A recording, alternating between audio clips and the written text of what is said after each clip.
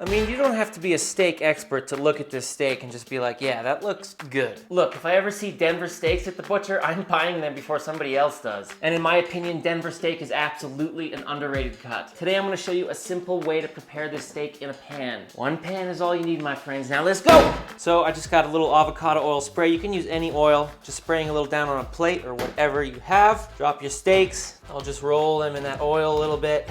There's a lot of ways to apply this oil. This is just one. The oil itself just acts like a binder, helps the seasoning stick, and it really works. For the seasoning, I'm going with rosemary salt. If you know, you know.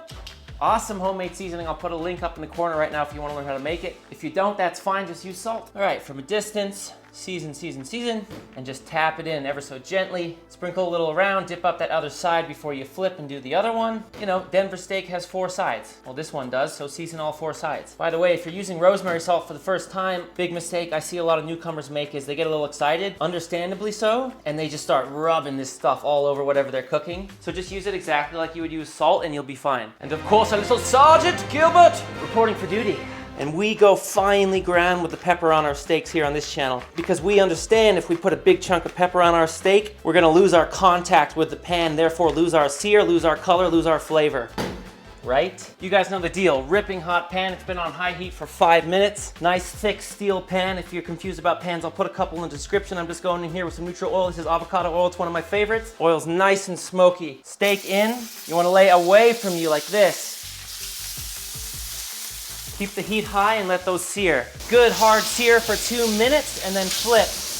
Wow, the way this sears because of all that fat is incredible. So another 2 minutes on that side. Now let's do the edges a little bit, maybe just like 30 seconds each. All right, now let's get those out. Let them rest for about 5 minutes. I'll explain more in a second. Turn your pan off, and I'm just gonna throw in some crushed garlic and shallots. Now all that beautiful flavor is gonna be unlocked inside the beef fat and avocado oil here. So like a lot of these underrated cuts we're doing, Denver steak might be similar in toughness to something like flank steak, for instance, to name one, but it makes up for it with some beautiful flavor.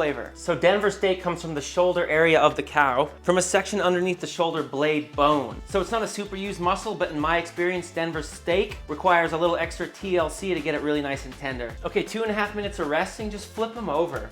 I got a thing, just keep turning the meat. You wanna keep turning it, resting it, cooking it, whatever. Turning my pan back onto low, and I'm just gonna add a little unsalted butter. Now let that butter really melt and foam before you put the steaks in and start basting over them. All right, Denver steaks back in. Woo!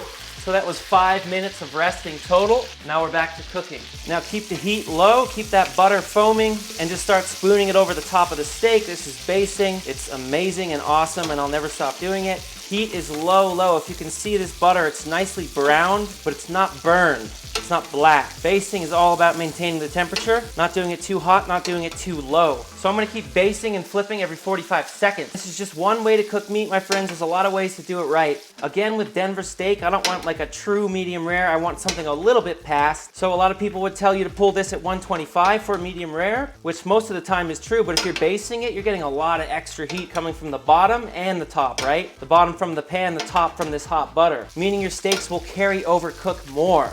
So I'm gonna pull these at 125 and hopefully be perfect. I didn't put any time in here because I don't have any. And I am not going to the store right now to get some because it's a suicide mission. Okay, you're gonna pull these at 125 internal like I said. And because of all the extra work done with the basting, this should come up slightly past medium rare. We're gonna let these rest for 6 minutes and give them one final flip halfway through resting. Keep it moving. I don't know about you guys, but I happen to really love this underrated cut series. So if there's a specific cut that you know about that you want to see my take on, could be beef, pork, lamb, whatever, just drop your suggestion in the comments so we can keep this series going if that's what you guys want. Okie dokie, here we go. Looks to me like the grain is running this way. I know I really want to cut it like that too, but it doesn't make sense. So let's slice in. That's the edge, always going to be a little more cooked, but still gorgeous. Now look at this.